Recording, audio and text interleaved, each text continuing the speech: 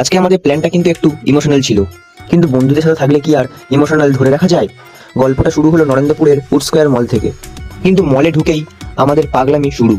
কোনো কারণ ছাড়াই 10 থেকে 12 বার শুধু এক্সেলেটরেই ওঠানামা করলাম। এক্সেলেটর দিয়ে মন ভরেনি আমাদের, তাই এরপর টার্গেট বানালাম লিফটকে।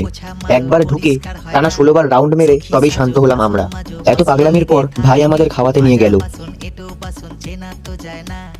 কিন্তু মেনু কার্ড দেখে তো আমার পকেট গড়ের মাঠ।